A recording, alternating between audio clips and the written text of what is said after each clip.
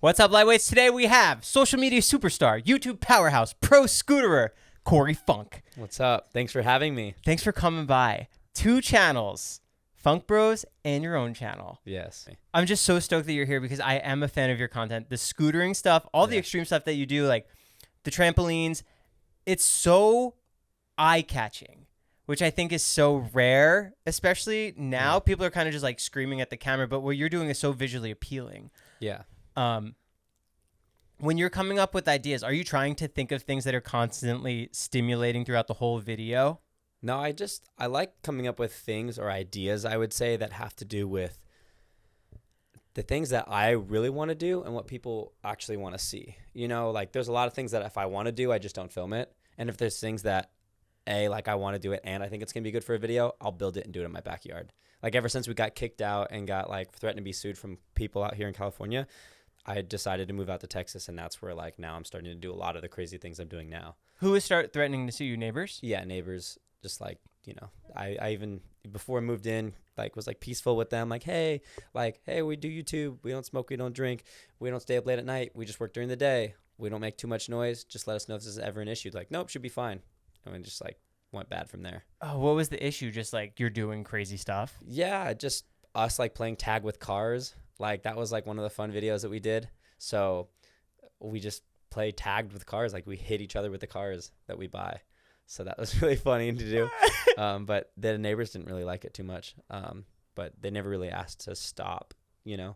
It was kind of an interesting process, but yeah, that hurt. There was one video that really sticks out to me is when you're driving the little toy cars through the irrigation tunnels.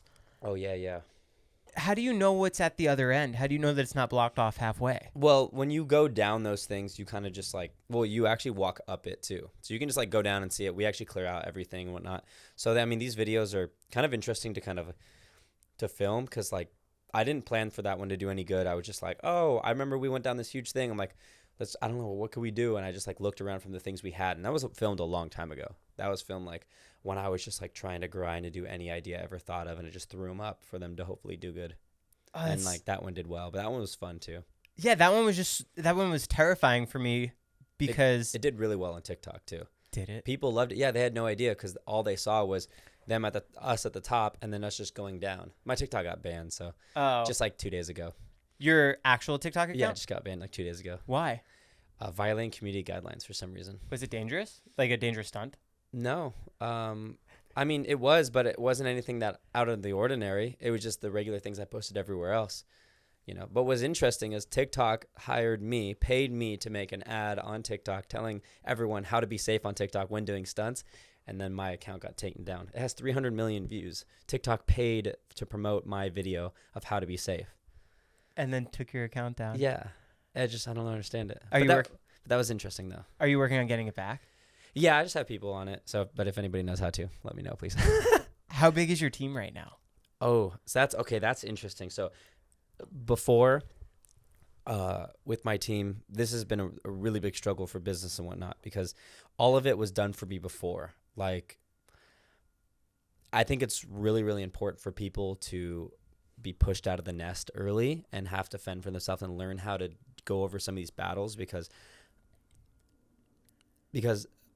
trying to learn how to control and deal with my business and understand like how things work was like probably the biggest downfall for me for how I got to where I am now because I've been doing YouTube for 7 years and I should have learned how to do it 3 years in, but I didn't. I learned now when I'm like 6 years into it. Sorry, I've been doing it for 6 years. So right now my team is now like 7 people, but it went from like 8 people to like 2 and then back up, which was crazy because I didn't know how to do it because I had one employee, actually is now my girlfriend, do all of it for me, and then I learned after that how I need to do it.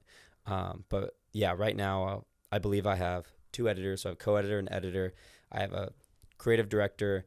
I have a creative director for the other channel, and then I have an assistant that just helps me out with everything that I have going on, and then I have like thumbnail editors that are contracted out. So contracted people are kind of like the one thing I like to bounce around with and kind of find the one person that I like to work with the most. And then I'm like, okay, I'd love to like work with you, not like per thumbnail base or per whatever basis It'd just be like all the time now. So I'm in the phase of doing that. And once I can get things running smoothly where they can A, run by itself, right? And then B, I want to have it grow by itself too. And then so now figuring out how to go from the point from now being this YouTuber that's tied into, how do I say it? Tied into the hamster wheel of YouTube. You have to create content and then put it out, and your team relies on the content creator to live, right? If the content creator just disappears, the whole company will fall apart. So I want to try to figure out how I can replace, like, say, myself, not now, but in the near future, to where I'm not obligated to have to be a part of these things, or it's a lot quicker and easier for me to do. Like, say a video takes me 1 hour instead of takes me a whole week to do, because I like to be building them. I like to be shooting them. I like to be a part of the whole process. And I love YouTube. Even if I had $1 billion, I think I 100% actually would still make YouTube videos. It's just right now it feels a little bit like I have to, and I want it to feel more of like a want to, which it is 100% feels like a want to. I just don't want it to feel like I have to sometimes. What were your first videos like? Just us, me and my brothers hanging out. Just literally we'd go out to the skate parks. We actually started filming 15 years ago, just riding scooters and just doing all the stuff like at the skate parks, just showing our best tricks. We used to make these things called like mini videos or edits of us riding scooters and doing like all these crazy tricks. And then after we started like getting better, we just started making better edits and starting to get better at it. And then, then 6 years ago, we just started making daily vlogs. And that's kind of like how we fell into it. At what point did you realize you were really onto something where you had an audience that was interested in what you were doing? Because like what you guys do is just so cool for anybody to see, like these cool scooter guys going around just doing crazy tricks. Yeah, we did a video of us at the skate park, and we filled this skate park with packing peanuts, like all the way inside of like a bowl. So like basically it's like this huge bowl that you ride. Instead of like a half pipe, it's like all around. So like imagine just like a cereal bowl. And we filled it up with packing peanuts, like rode around. And we're like, this is so cool. We posted the video, did like whatever. And we're like, let's just fill this trampoline because the net goes up. And it was just so like skinny that it filled it up all the way to the very top. So we had like 4 packing peanut bags, and they cost us like $120 maybe. That video got like 10 million views. And that was like, whoa, like what the heck happened? And so that was what launched our channel and like made it go crazy. And then we just continued doing videos that were around that, and people loved it. And I feel that's where we kind of started to transfer, like, oh, people are really liking this. And that's what made us realize like it doesn't just have to be about like the audience that we were reaching before. It could be about reaching a whole audience of the world instead of just that area. So we're like, oh, we can kind of like go in towards that too, because these are also fun for us to do.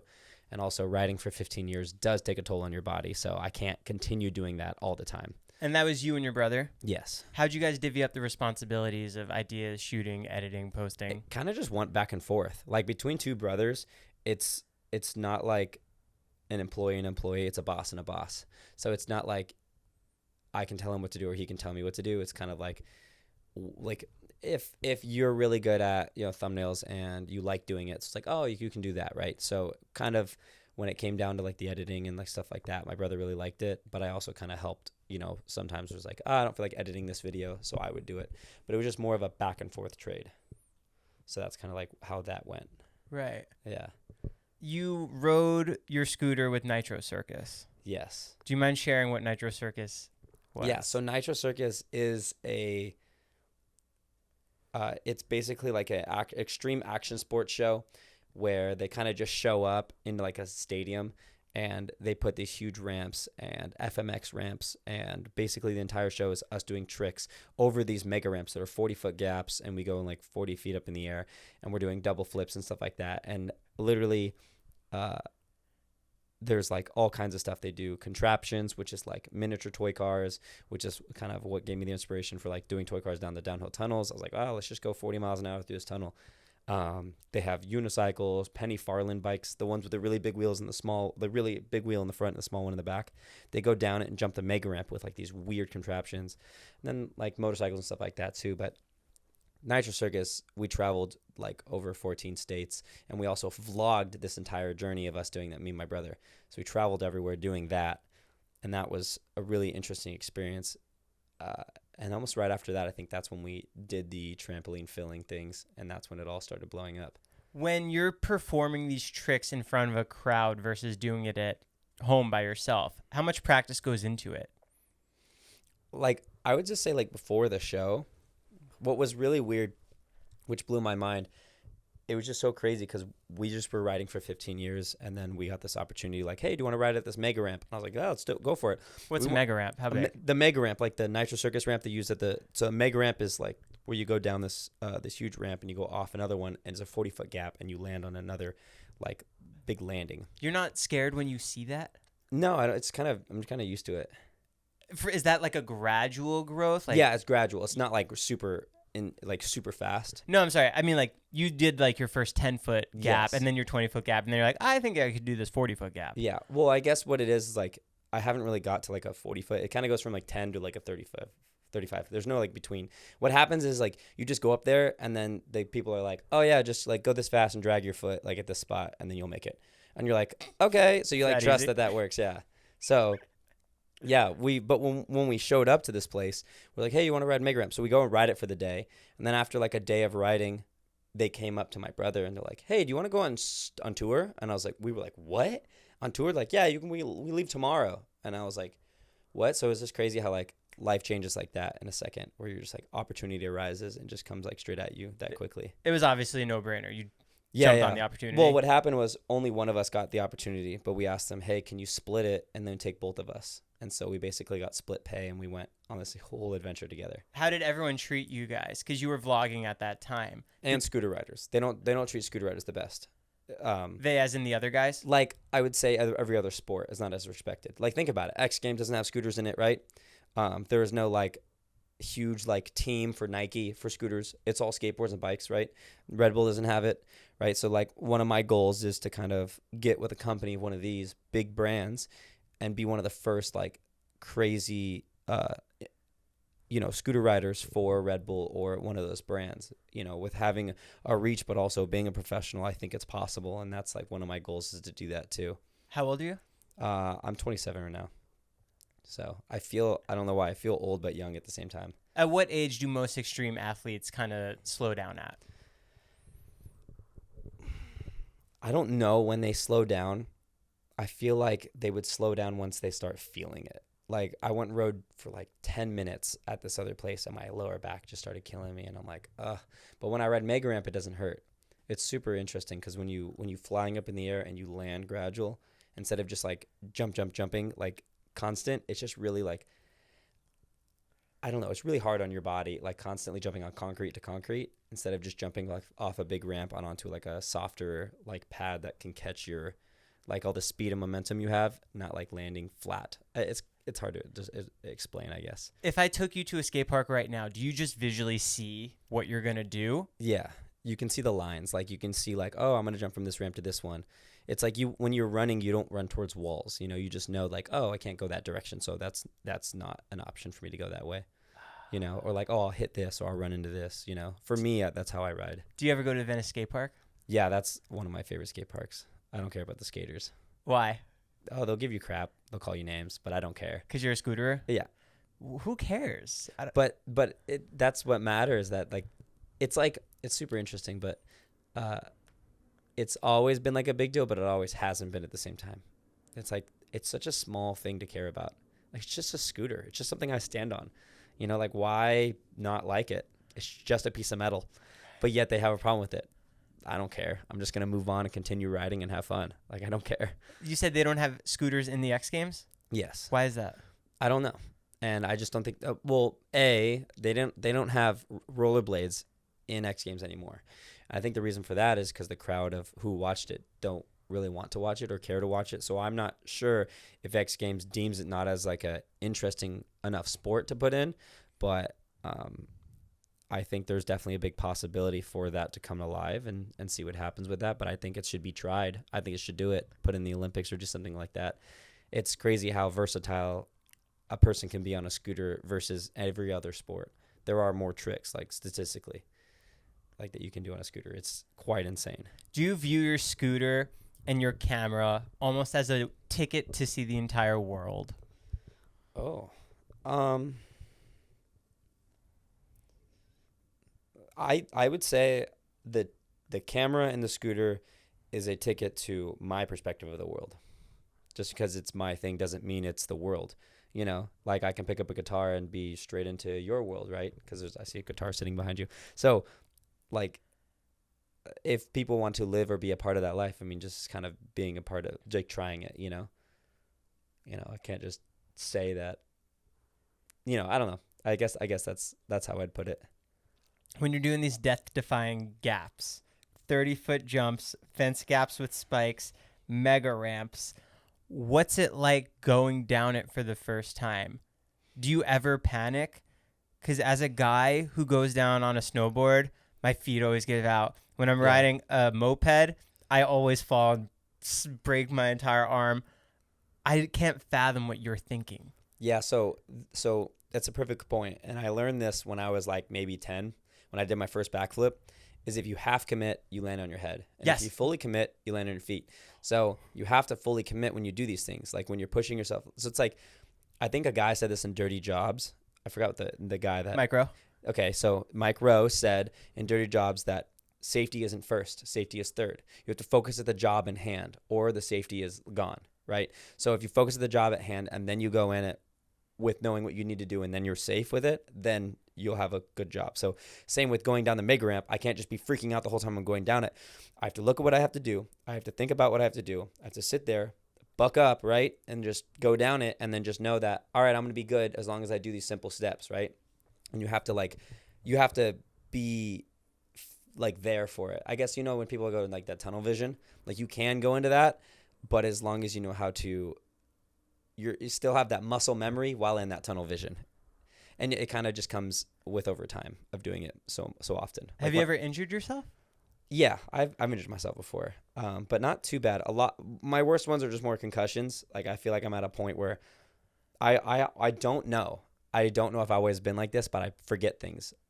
And I'm not sure if that's just how I've always been or if that's because of the concussions. And I can't really just like, oh, is it because of this? I can't ask my parents because like I've had like little issues learning in school and stuff like that. So it's like, oh, it's just how he is, or am I actually like, are the concussions actually getting to me? So that's the only like bad thing. I've dislocated my ankle, but it's okay now. Do you ever fear doing certain jumps and gaps? Ooh. I would say not as much anymore because I'm not pushing myself to that. But I would say sometimes the mega ramp, like, because you can fall off the sides, and when you're getting launched that high in the air, and you like kind of just like turn a little bit, like 2 inches off the lip here, you'll literally end 8 feet over here, and that could be on the edge of the mega ramp where you fall off the side. Growing up, who'd you watch? What inspired you? Ooh. I would just say just all the people in the sport, like just some of the OG riders and stuff like that. The original gangster riders, I guess what they call them. I guess that's what OG stands for. Just some of the extreme athletes, growing up just in the scooter community world are the people that I would watch. There's a lot of them, but it's just like a really underground community. And was scootering just the first thing you picked up and you realized you were good at it? I did everything, I guess. When we went to a skate park, we ran into like other people doing it. And for most people, when you get on a skateboard, you fall. When you get on a bike, it's hard to do your first trick. But when you get on a scooter, it's easy to ride and it's easy to do your first trick, like a tail whip. So then I guess that's what got me in. I was like, oh, cool. It's easy to ride and it's easy to start doing tricks. So I'm going to do this. But also it's unlimited the amount of tricks because it's so easy to get on and so easy to maneuver. Now the tricks are endless. The endless amount of tricks, right? Bikes are heavy, so they're harder to get around tricks. So you can't do an endless amount, right? And skateboards are too easy they're too hard to hold on to. And the only thing you can touch it with is basically your feet. So then that means it's kind of harder to, maneuver with other things that you can do with it, right? There's only so many ways the skateboard can flip. And so the tricks kind of end at that point. You know the meme. How many times have you kicked your ankle with your scooter? It's funny. After like the first 2 years, it doesn't happen anymore. Really? Yeah. The worst thing though is when it falls on the ground and you fall on the scooter. Oh. Because it's just like a board, and it just I've had the bars hit me in the chest. I had like a half C in my chest from the bars like landing in the ground, and then but it's like kicking your shin when the scooter's flat on the ground is what really hurts. Yeah. After this, I saw a little spot out there. I'll flip it on my scooter. Oh, yeah. I swear. That'd be sick. Yeah. I want to show you, actually. Okay. So you have 2 channels, Funk Bros, 6 Yeah. million YouTube subscribers, your own personal channel, over 1 million. What are you doing now with both those channels? So right now, with the Funk Bros channel, me and my brother started it, and my brother has been, he just had 3 kids. Congrats, So, Mazel. yeah, it's crazy. And he wants to have like 4, maybe 5 kids. I'm not sure how many he's going to go to. But that's for him to figure out, fatherhood's going to be so different for him. So I'm excited for him though. It's really cool. I'm actually going to see him after this. So I'll say hi, but he's having his kids and I'm going out and chasing my dreams, right? I've got denied twice by these neighbors, right? We moved twice. And at this point I moved to Texas and that's my 3rd move. So I'm like, at this point, I'm like, I just want to get the things that I want to do done, right? I bought an industrial size water slide, creating a mega ramp at my house, creating a slip and fly that's 12 feet tall, launches people 50 feet in the air. I'm not joking. The video is like insane. And so with these things happening, I'm looking at Funk Bros as like this opportunity to do these things I've always wanted to do without anybody stopping me.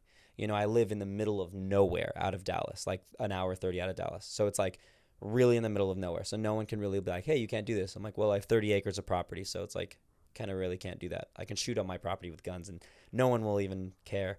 But with the Funk Bros channel, I'm literally just going to take this channel as the opportunity to kind of create the coolest place ever, which I called Rush Park, and then do all of this fun stuff that I've always wanted to do. And my brother is helping me out through the process of it, but it might not be there as much throughout the process, but he's more behind the scenes. And so with the Corey Funk channel is more of my personal things with the things I've always wanted to do with like cars and whatnot. So I'm going to be buying and building cars that I've always wanted to like get and like doing, new experiments or going everywhere I want to go and kind of have to do with all cars and motor vehicles. I'd say like that because I see most people that have been in the action sports industry swap over to like vehicles and cars because they've been so used to all this fast moving stuff. So when you get to cars, it's like fast moving, but it doesn't hurt your body as much. So I feel like a lot of action sport people get to automotive stuff. And it's pretty interesting how the switch happens. But Would you ever get a roller coaster? that is actually like that's my end Next all video? thing. No, it's my end all thing. Like it's so expensive. Like I've been looking at them, but That's I really such wanna, a crazy. Can you imagine if you told yourself this as a kid? I'm Yeah. gonna be looking for a roller coaster. Yeah. Well, I bought a water slide, like a real water slide. You go to a water park and you see a water slide. I bought one of those. Where was it from? Okay, so it was originally in Tennessee and it was a resort, and the resort closed down, and so they had this big thing up there, and they just these people need to get rid of it.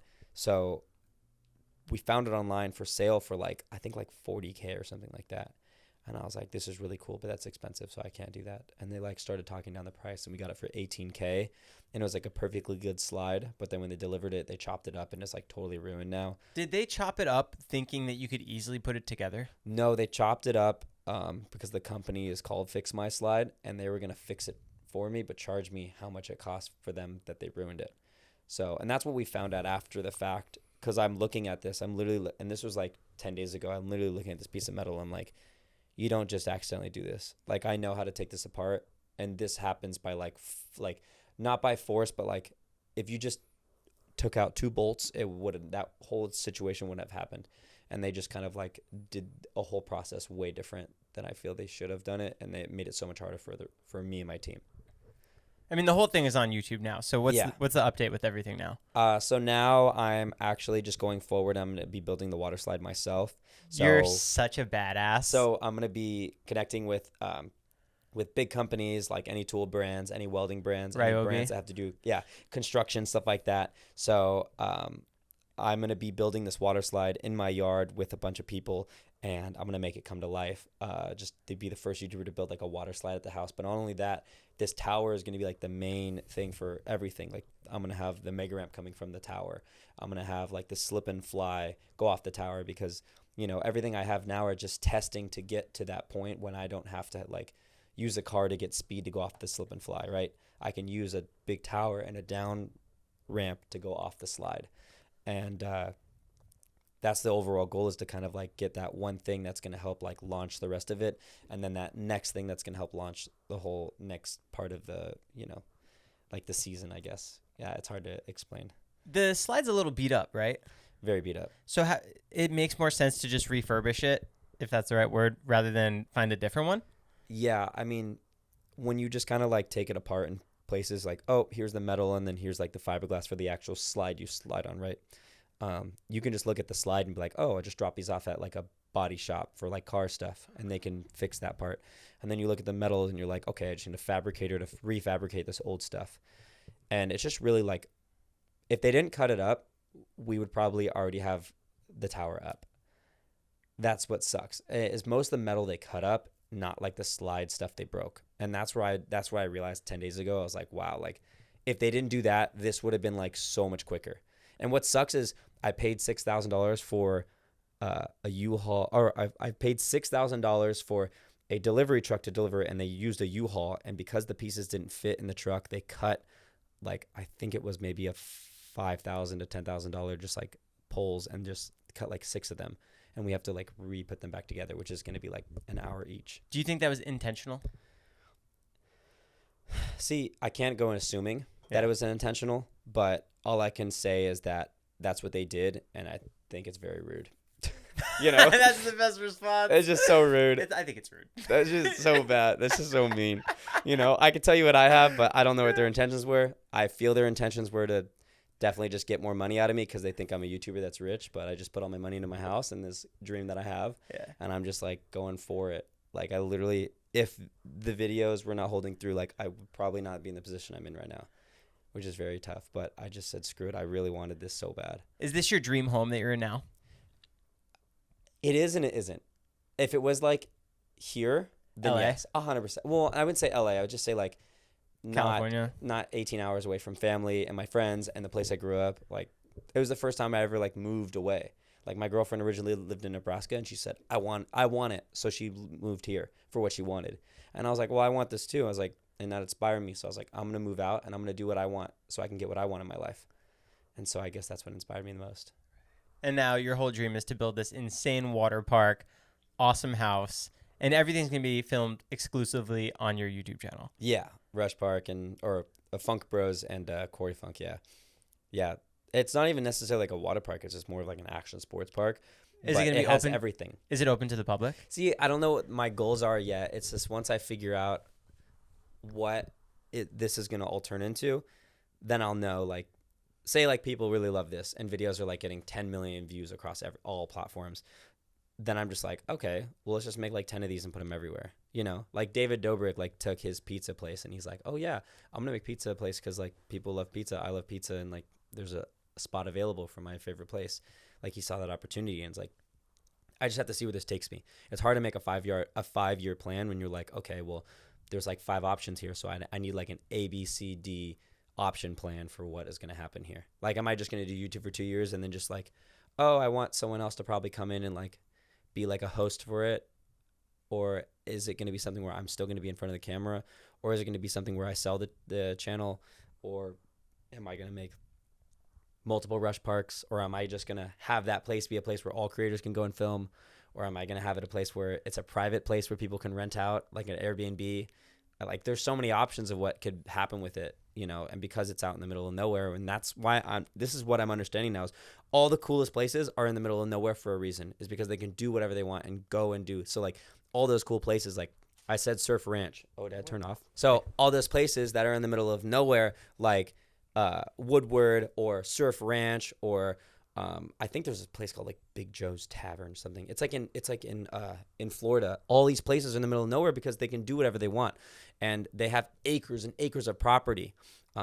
Woodward, Pennsylvania. I don't know if I can't think of anything else off the top of my head, but that's why these places in the middle of nowhere, they can literally do whatever they want with the land. The land's cheap. Yeah. Are you familiar with anyone who has sold their YouTube channel? No, I'm not actually. Do you know anybody? I mean, Lucas Cruikshank, who is Fred. Oh, okay. But I don't know the inner workings of it. He's the only one that I'm familiar with that he sold it. I think. I could be wrong. Yeah, that's interesting. I know. I've never I only considered as like, what's my exit plan, and my exit plan is strictly on like what's gonna make me happy. Right. You know, what's gonna really further my life and you know, my future children and my future wife and my future whatever it may be, that's going to make me a happy, healthy life. And you know, I don't know, I think really, really far ahead when it comes to those things, because I want I want what's best for everything, I guess. Not just for like me right now, what's good, you know? Like I'm driving around like a old crappy Honda I used for, did you see the video where I'm using a Honda to pull people off the slip and fly? Like I'm using it as a winch, like for them to get launched off. I drive that car around right now just because like I just want I put everything in the videos and I'm like, oh, I'll just drive this car around for right now. And that's what like made me go like, oh, you know what? Like maybe I should be like focusing on cars. I really like cars. Like I can't believe I'm doing this right now. But it's like, it's okay right now. I'm okay with it. That's what I'm just focused on, I guess. Yeah. So yeah, I'm just going for it, I guess. Yeah, you have so many crazy ideas. Even 500 Roman candles lit at the same time. Oh yeah, that's fun. That is fun. You're not scared during that even? No, there's so many. So that's what's stupid is like, there's a difference from being stupid and being like, recklessly careful. Yeah, well, I would say like my dad said to me this one time, and it like always stuck with me. If you're gonna be stupid, be smart about being stupid, right? So what's your exit plan? I always have like an exit plan in it. Like you're going through a skate park. Well, you can't do that because you're gonna hit this wall or you're gonna hit this thing, right? So it's like I'm holding this thing. I'm like, okay, well, what are you gonna do? All right, I'll wet down the entire suit I'm wearing. Okay, well, I'm not gonna hold it. Like the thing that makes a grenade like dangerous is if you hold a grenade, or like not if you hold a grenade, but the grenade is compact. It's all the stuff that's inside of it is compact in it. So that's what makes it explode. So if I'm not holding the thing that's exploding, it's not going to completely hurt me if I'm standing, let's say, a little bit like if I'm not holding all the 500 Roman candles, if you understand that. I'm holding a piece of tape, and then I'm also have gloves on and a full fire suit and a full face mask and a full like wetsuit underneath it and everything. So it is flushed out. What do you mean? Like your idea is fleshed out to make sure that it is safe for you. Yeah, well, it's like it's safe to like an extent. It's not like I'm not gonna die and I'm not gonna get 3rd-degree burns. It's just like, oh, okay, well that was annoying, and then I'll just be good. Right. Like it's like it's not gonna kill me, and I would never put myself in harm's way of that because I don't think that would, because I don't think that it would go as catastrophic. Like maybe 1 or 2 of the Roman candles would go bad, but not all 500 at the same time. Right. Like the likeliness of that happening is just like a whole fireworks shop going up in flames. Yeah. So, but that's more likely, if anything, because if one gets caught, then they're screwed. What's your day-to-day like now? What is my day-to-day like now? Just get up and then just start getting the business organized. The content creation business? Yeah, just all of the YouTube stuff. Just my goal is to focus on. Just bring it a little closer to you. Yeah, sorry. I was burping. My goal is to kind of just fix the business, I guess, and bring it back to life, wanting to automate the system, making sure everyone knows what they're doing, making sure that everything is running smoothly. I guess that's what my day-to-day looks like right now because I'm just so focused on making sure that like everything's running smoothly. Yeah. Yeah. And your content's so cool because it translates to all different platforms. TikTok, YouTube, Snapchat. Yeah. How's Snapchat for you? Snapchat's been cool. It's been interesting. It's just been same as YouTube, just a hamster wheel. Just like it all is on this, this one. What sucks is it deletes itself after 24 hours. So it's just kind of like a hamster wheel, like slaving away for another application where I kind of don't want it to feel like that. I don't want it to feel like I'm always having to slave away for it. So it's been interesting. I have someone that posts for me. I just take pictures and they post it because I want to be able to live a happy and fruitful life and not have to sit there on my phone all day, every day. I want to live my life, not try to make a life all day. But, there's an extent I should be able to doing it for like, however many years I need to do it. And then I should be done, I say, done having to do it instead of wanting to do it just to do it. If that makes sense. Totally. Does that make sense? Yeah. Yeah. That's, I guess the goal is like, I want to do the things that people will watch and they'll be like, this is so cool. This is so awesome. I want to be there. This is so much fun. Like this video, I'm so excited for another one. Like there's only like a couple channels where I'm just like, dude, I'm so excited for another video. Whose videos are those? Whistle and Diesel right now, I really feel and resonate with like the type of content he makes. I don't know if you're familiar with it, but it's not just like a video just to make it. It's a video that's like, wow, I watched that and I'm like, wow, that was just like so interesting or so different or so new. And I really enjoy watching videos that, I don't know, just so like full of rich content.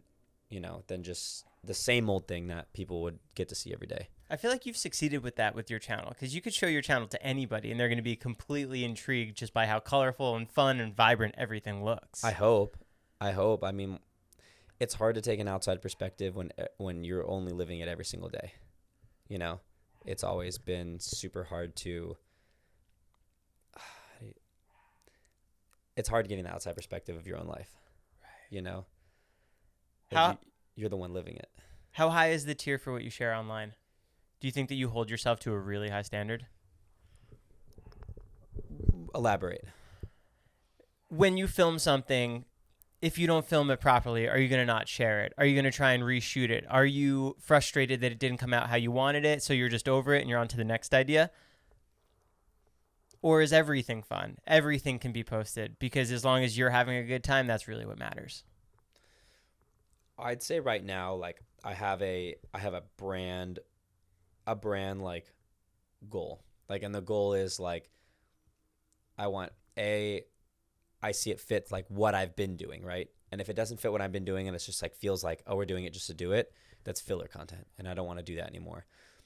But I also don't want to like suppress myself at the same time, but I know that that's the stuff that I didn't enjoy filming it. I didn't really want to in the first place. And so I feel like for sure I'm definitely picky with the things that I want to go out and hold myself to a high standard for sure. Because I want the stuff. I know that it's just like a snowball effect, and exactly how, some of these bigger creators out here are doing things, like people can do it differently for sure too. So my goal is to kind of do it differently than everyone else has, and be like in a sense, but my own, like this generation's Rob Dyrdek or Travis Pastrana land, like, because they made their own places at their house, but mine's different. Like, I'm building a water slide and a slip and fly, and neither of them had either of those things. Yet they lacked so much other stuff that I wanted to see. I'm like, why don't they do this? Like, there's so much available here. Like, yes, I'm still going to build a mega ramp, and they have that. But they've never built like a huge water slide or, all this other kind of stuff that I have in my mind, to do. So that's kind of like some of the stuff that like my huge goals are. How long do you envision until Rush Park is finished? It's in the perfect world. In a perfect world? Yeah. A year.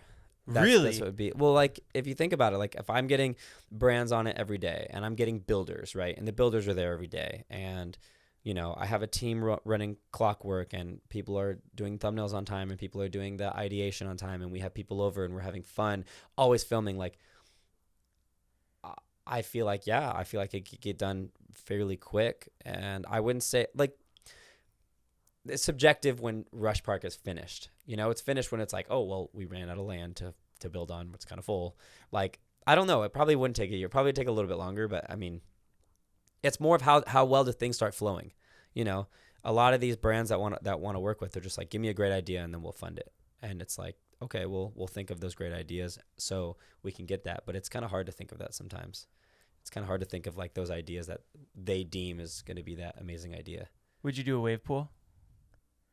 Yeah, I was thinking of actually not a wave pool, but like lazy river. No. Those things you can surf on. Yes. And like they have jet engines. I was thinking of like creating something like that, but it, like, if you fall, it just launches you off into the lake. That's sick. Yeah, so you can like surf and then just launch. And my buddy actually thought of an idea of how to do it. You just have to get a jet engine, like a boat jet, like water jet or something like that, and you just set up like 3 of them, and then all the water will be shot flat over like a 3-foot span, and you do that 3 times, and then you'll have all the water just like flying through. What are you? Are you like a handy car guy? I don't know. Engineer? I don't know how I got here. It's weird. Like, I do and don't know a lot of things.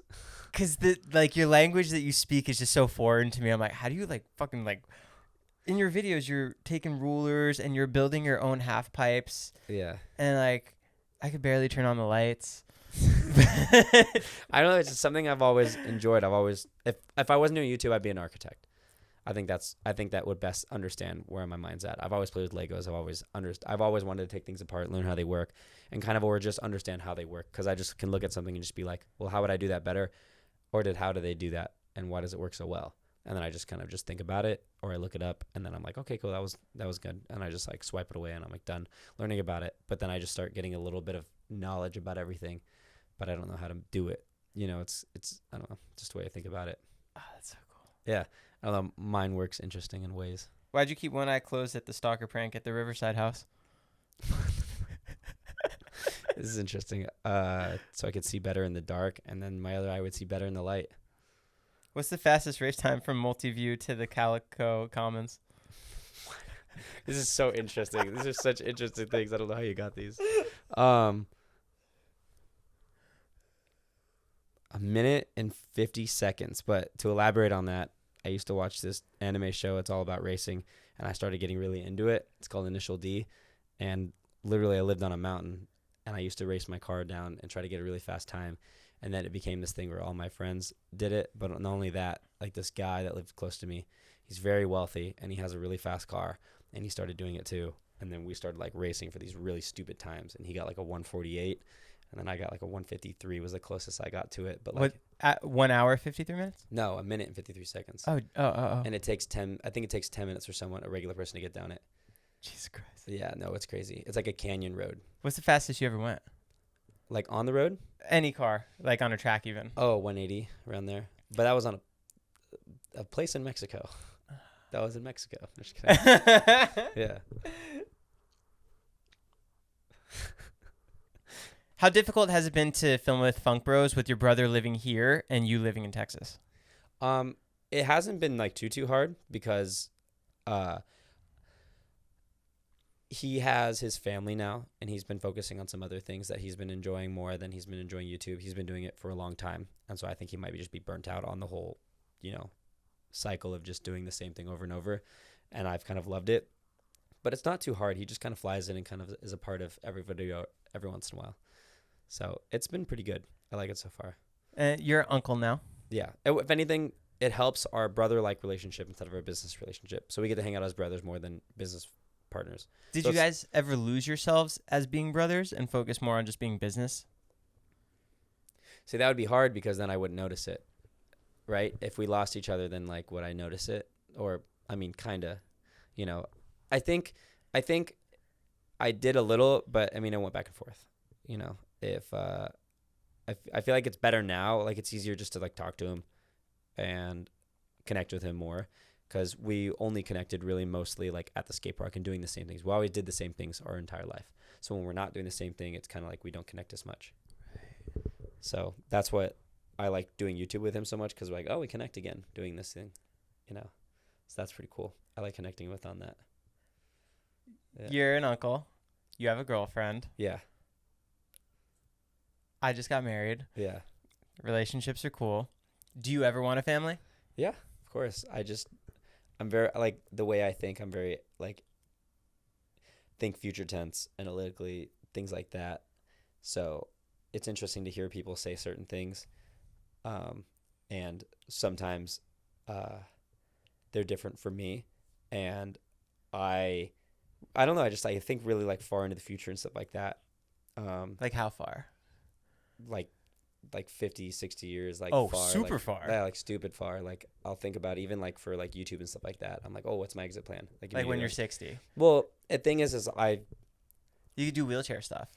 I can. Wheelchair. No, I can't, but going off the ramp. Yeah. As an old man. Yeah. I can. No, I actually can't. I haven't done that yet. What was I gonna say? I think just like the YouTube thing, I got burned not learning how to run a business.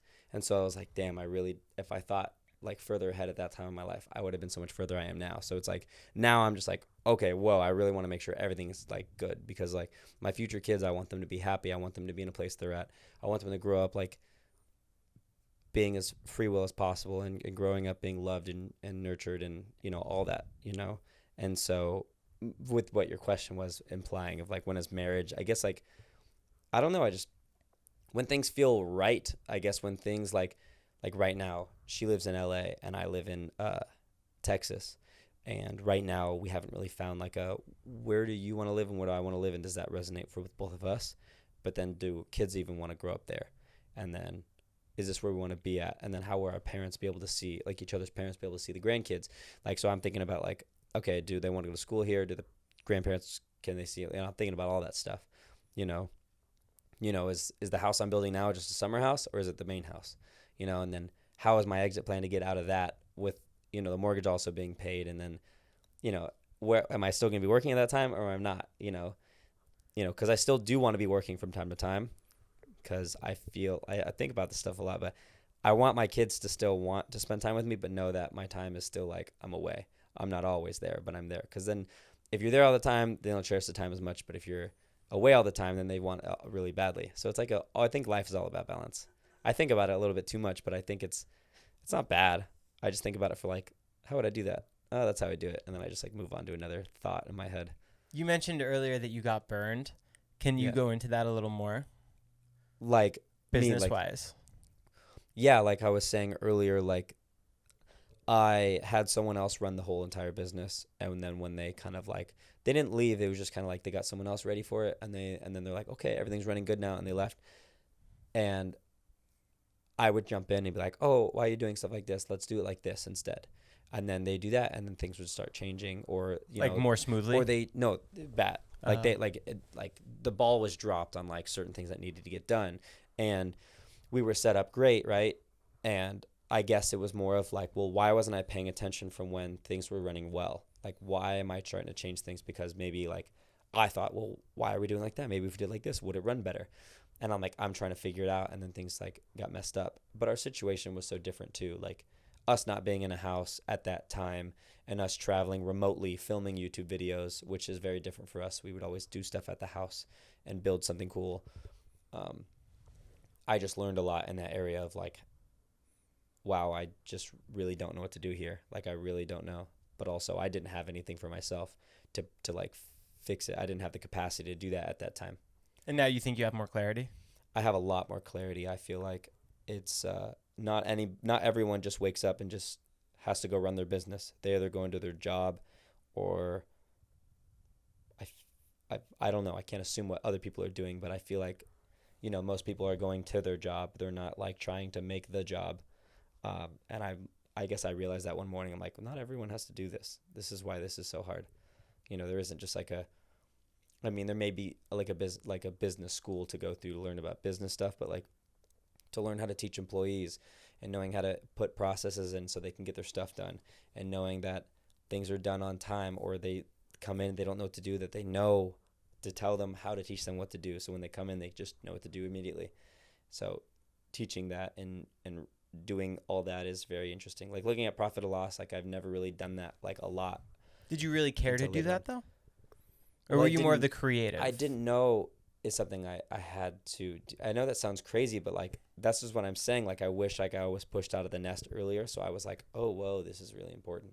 Or like, wish it hit me harder, because understanding like how much money is going in, how much money is going out, makes you care about more of like, oh, do I really need to buy this thing that I want to buy, or should I just not, and then put it to the side for taxes or other things that are more important, like investing it into other things, which I've like, luckily my dad put my stuff into investments, but if I were to do that, then I would learn about investments. So now I'm learning about them later than I learned about them earlier, you know?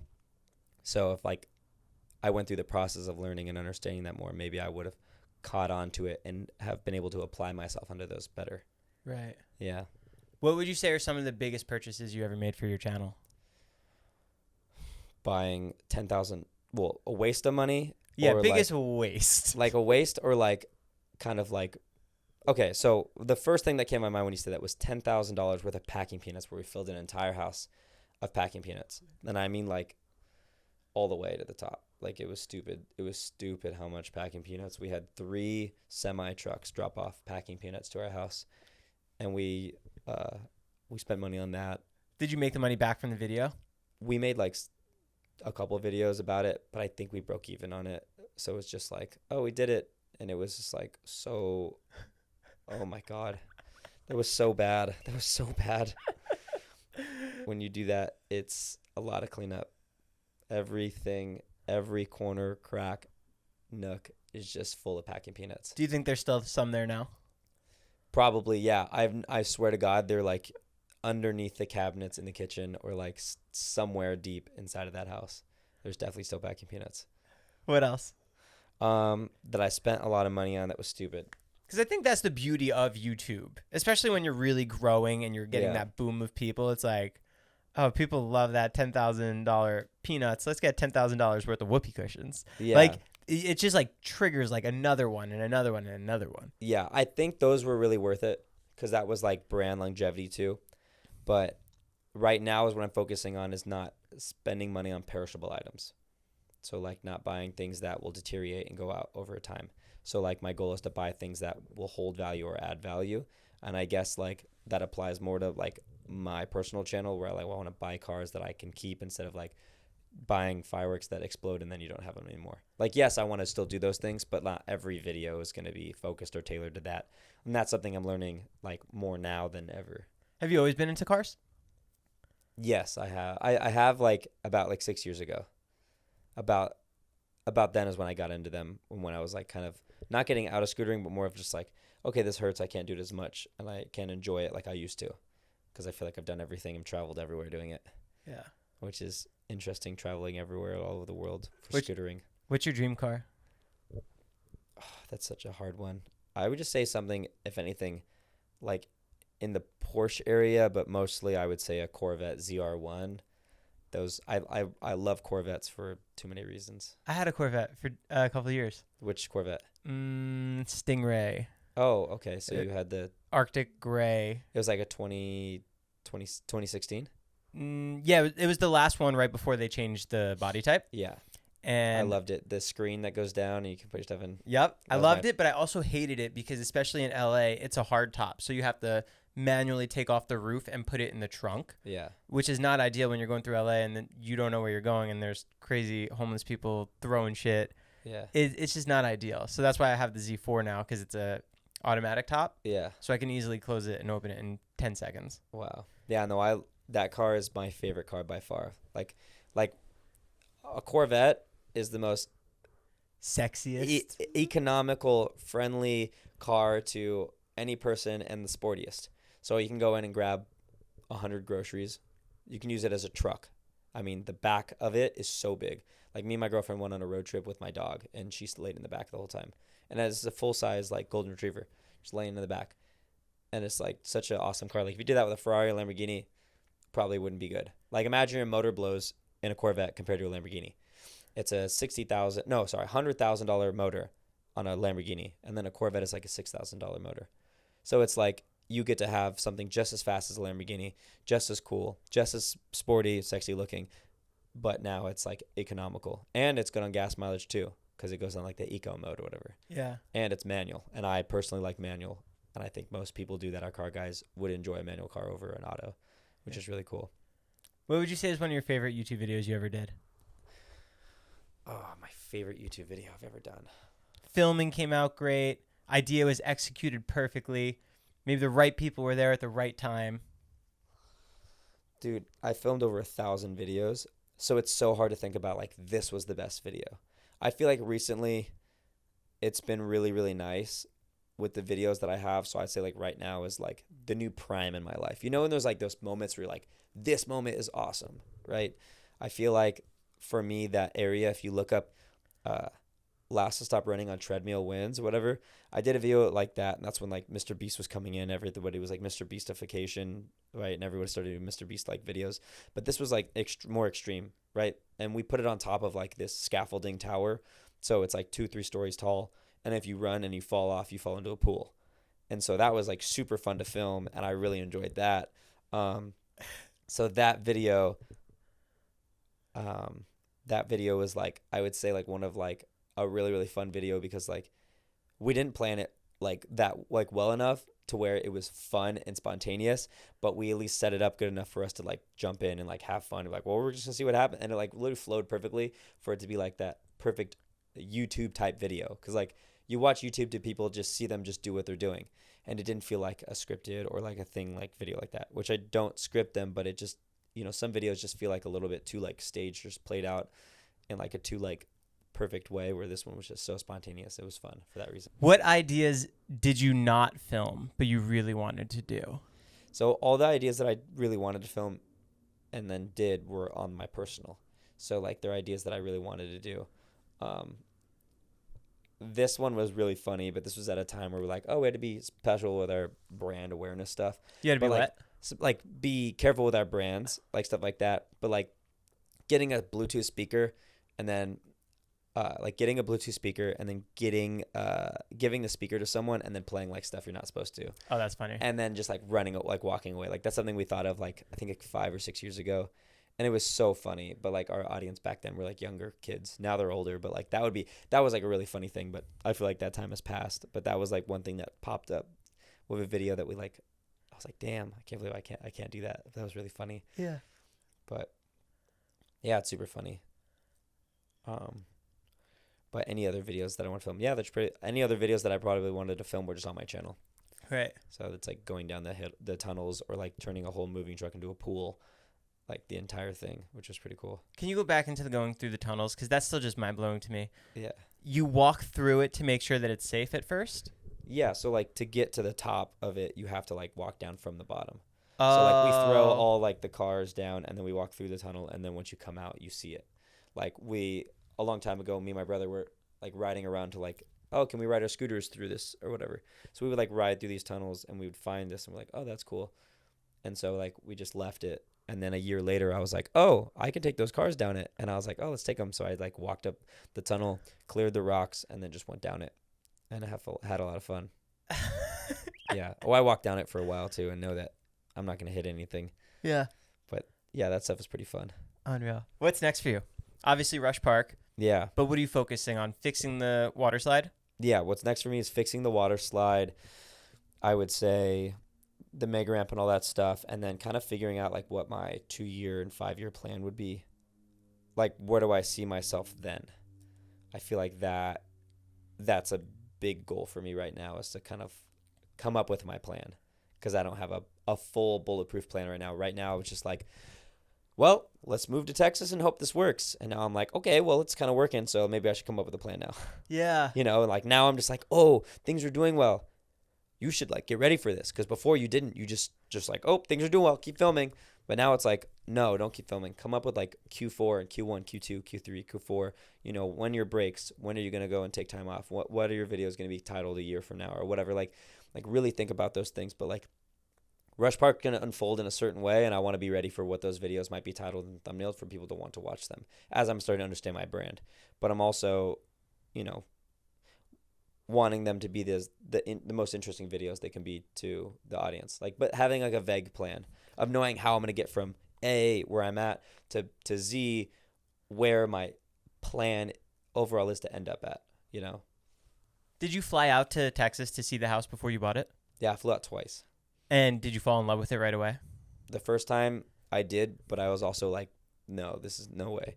Because like I flew to like, I think 15 different states. Because it wasn't just Texas. I looked up specifically what I was looking for. So I looked up like a certain amount of acres, pond, and then a somewhat newly built house.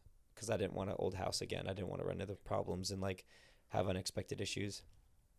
And then at that point, this house popped up, and I was like, it's too expensive. And then 6 months go by, and they dropped the price, and I was like, it's still a lot. And so then I went and looked at it, and I was like, oh, this house is so good. And I was like, if it was 45 minutes closer, I would get it. But I was like, it's really 45 minutes is what's going to make this a make or break. I'm like, why not just get something just a little bit further of a drive? And so I went for it and got it. So now I'm here. Do you like living in Texas? Yeah, I like living in a spot with that much freedom. Right. It's crazy to be able to walk in your backyard and just shoot a gun in like your yard of 30 acres. Like, I guess the reason why I say it like that is because no one can do that. You know, like shooting a gun at all is just like, okay. I could do it here. No, I'm kidding. Yeah. Well, I can go outside and just go do it. Yeah, I love that. Nope. Well, I mean, if you want to be on the news, then yeah. But you won't be on the news doing it out there. Yeah. But I guess that's like what really changes it. Like I can walk out my backyard and just pee. No one will see me. Like I guess it's funny to say because like being in the middle of nowhere, having your own land, having and doing whatever you want is awesome. Yeah. Yeah. That's sick. Yeah. Cool. What are your goals? What do you want? Like what is your end all goal or? I want this to be the biggest podcast Really? in LA. Really? But I want to be able to DM everybody. Yeah. And I don't care if they know me, but I want them to see the page and be like, yeah, I'd love to. How about this? how about after I get off this podcast, I DM someone for you that you might want to reach out to. Maybe I have a contact too. Down. That'd be sick. Yeah, I'd love that. Like having the person that you see be the next contact to the next person you can have a contact. That'd be so sick. Yeah, have that be the connect. Okay. That's right now my biggest thing is like series is like you're having a podcast like this, right? But then imagine in the podcast you're like, hey, do you know anybody that you think that would like to be on this, right? Well, you're not pushing it on them. You're just like, hey, like, you know, help a brother out, I guess, like in a way. Not in a bad way, but like I feel like that's what everyone should be like doing in a way, like helping each other out. Because like why not? It only is going to make things better for everyone. Yeah. So yeah, I think that'd be sick. And then they'll only find out by watching what the next one's going to be. Oh, I love that. You know? So now they have to watch the next one. You have to tune in. Hit subscribe. Yeah. Or else. Yeah, if you don't subscribe, I'm going to freaking shoot a gun in your backyard. Yeah. Well, that's the other thing. I always wanted that gold plaque. Yeah. And my main channel has 700,000 subscribers, and then I like plateaued. Okay, are you posting shorts? Not on my main, but on my podcast I am. Post shorts nonstop. Just repost everything right now. Like, you know how TikTok was in 2020? Yeah. That's how shorts is. So just post on shorts like that. Like, hire someone, $15 an hour. Here's all my stuff. Post it every day. You'll be at 1 million in like 2 months, 3 months. How many are you doing a day? Once a day, I think. Okay, that's what I'm doing on my pod channel now. Yeah. I just have someone just posting every day. Interesting. Okay. Yeah, I just deem it really important because if you want to grow or want to get a lot of views or getting recommended, like it's the number one thing that's going to help you. Right. I think one thing too is like I put them all in a category of like things to focus on. So there's like collabs, merchandise. Let me think. Collabs, merchandise, ideation, partnerships, like brand deals and stuff like that. I think you should have like at least 2 of them in one video. I think I've got a list of like 5 things. I'm going to pull it up. But I think like having those things in your podcast or like focusing on doing those things like part series, you know, how they connect, I think is going to be the healthiest thing and like focus on like your growth more than anything else. Oh, I love that. So, all right. So here it is. So sponsors, ideas, Espanol, vertical merch, collabs, like Patreon and members and stuff like that, right? Did you say Espanol? Yeah, Espanol. So like Spanish? different languages, channels. Oh. So imagine going like 5 languages with your podcast, right? That would help. Or you did vertical content for all of it. Or you did merchandise for something that had to do, right? It's just another stream. It's not a stream of like income, it's a stream of growth, right? So collabs. So all podcasts are collabs. I mean, they could be or they couldn't be. You could have a podcast with, you know, someone that maybe asks you all the questions or something like that, right? Someone to host it for you. Sponsors. So like someone that sponsors this would help further. Maybe you get to a guest that maybe might cost you money to do it. Like, hey, I actually, not going to lie, had to pay for this guy to come on, but I really wanted to get this. I think it'd be really interesting for you. And I had a bunch of questions that I felt people commented in the last video or the podcast he was in and I couldn't get them or they didn't get that answered. So we're going to answer that in these videos. Right? Imagine how much your fans would love that you would do that. Like, wow, he actually spent money to get this person on here so we can ask these questions so we could find this out. Like, that would be cool, right? And then sponsors, ideas, like having new ideas, like new ways to connect. Like for this, it's a podcast. So it's like there isn't really many ideas. But what ideas can you do inside of it that will further the next podcast? So making like a part series. Like, oh, this person is going to do this. Like I've seen some people with like they kind of force it. And I've been like really focusing on like, well, how can I naturally do this, right? And it's really natural for someone just to kind of like ask the question, like, who do you think I should have on next? I think that would be so much furthering for the channel or whatever. Like, all right, well, I'm going to hit them up. Or like, could you help me hit them up? Right. So I feel like that would be really healthy for the channel. Who do you think I should have on next? I don't know. Not yet. I don't. Stone Cold I want to Steve see Austin. I want to see who you want on here. But I don't know if it's someone from like action sports or someone from the YouTube world. Oh, I love action sports. Yeah, anything that's like. Do you remember that show? I think it was on VH1, but it followed 3 skateboarders or 3 BMXers, and they were pro. And one was Twitch, and I don't remember the other 2 guys. But that was one of my favorite shows, but it followed their BMX life. Ooh, I don't know. I remember just Robin Big. Like, I never watched that one. Yeah, because Robin Big was pretty interesting. Yeah, it matters. Like, are you trying to niche down into your community? Like, what's your focus on growth? Like, do you want to grow as being like someone that just podcasts everyone or podcasts specific people that it's about, like YouTubers? Like I guess there's more of a focus of like I'd have to. I'm having now. I'm trying to think about how podcasts. I'm looking at podcasts differently now. I'm trying to think about like, well, what's the goal of what people are trying to listen to? Like, I'll listen to entrepreneur people because they're gonna talk about entrepreneurial stuff, right? And yours is more of an entertainment. Would you say? Both. I want everything. You want everything. I really want everything and everybody and anything that I find interesting where I can pull information from. What kind of information though? Information about the specific person? Yeah, and just how they got to where they are. So do you think if you only talk about people and about them and their information, their viewers are only going to come for them? But if you ask people about a conversation between both of you, they're going to come for you, and stay and watch for the other person. I think it's the second thing you said. To find that balance of the things that I find interesting are what the audience is tuning in for. In that sense. Okay, so you said they're going to find what's interesting is going to be for the person that you're interviewing and yourself. Yeah, because... Do you feel if you ask more questions that have to do with you having to answer them too, would that feel like it would bring you more into the conversation? Like instead of it just being just an interview on me, like if there were questions that like maybe I had for you too, that would make it more of like a back and forth, right? 100%, but I don't think a lot of the guests care necessarily to ask. Well, maybe you got to try to trick them into asking or whatever, like right. For instance, like I watch like I sometimes do and don't watch like another podcast because of the person that they're interviewing, but also then I do watch them because I also like watching them too.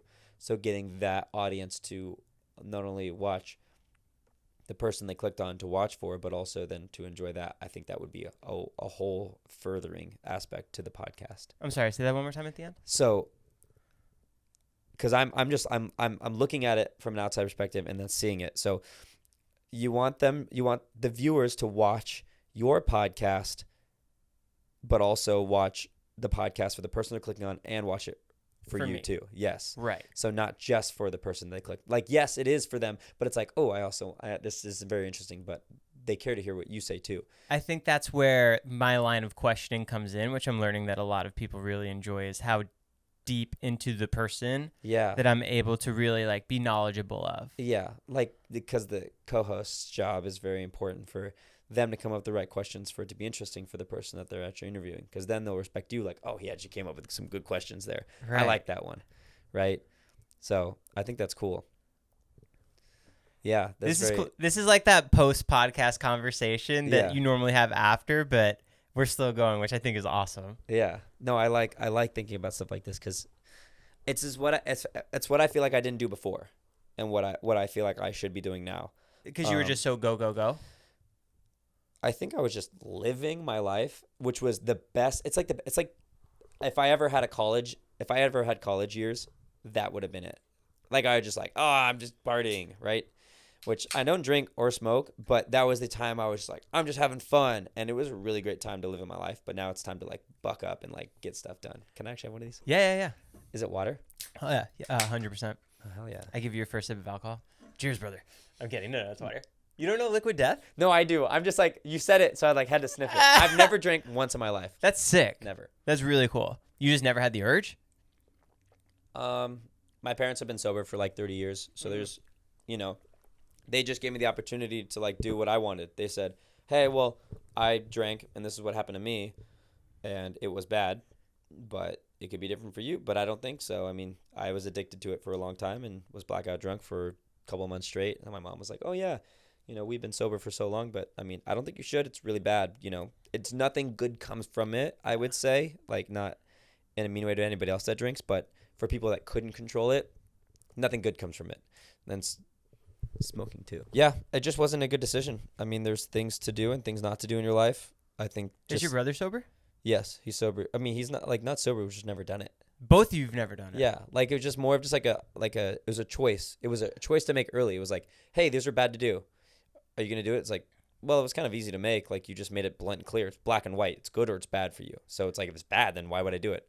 So it just made other options in life easier too. Like, oh, do I want to eat this junk food all the time? It's like, well, do I want to feel like crap? No. All right, then don't eat it. Like, it's just that simple. It was just super easy to make a decision on that. Yeah, you don't really care about sweets. Not too much. Like, every once in a while when I'm like, I don't really care too much. That's sick. Yeah, I don't care about eating is just fuel for me. So I only enjoy very few things. Like for me, like a Waba grill or like Love Wawa Grill. or a flame broiler. They don't have it in Texas, and so What's flame broiler? same thing as Waba grill, Oh, okay. just like McDonald's and Burger King. Yeah. It's the same thing. I never heard of it.